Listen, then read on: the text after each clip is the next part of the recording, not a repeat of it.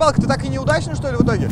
Сегодня мы поклевку не видели. Башир Ярулин – рыбак со стажем. Сейчас на пенсии, поэтому хобби превратилось в любимое дело. Но сегодня от рыбалки удовольствия не получил. 2 часа с друзьями провел на воде и ни одной поклевки. Да, на той неделе мы тут были, нормально, клевало, все хорошо. А если бы мы слышали, что не приехали, мы не слышали ничего.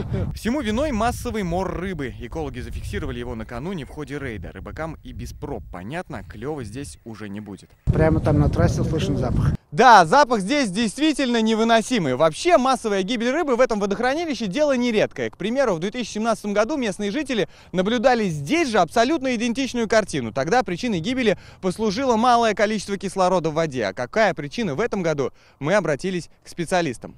С начала осени начали скидывать воду, и зимой это продолжали делать, вследствие чего часть водоемов остались без сообщения с Куйбышевским водохранилищем.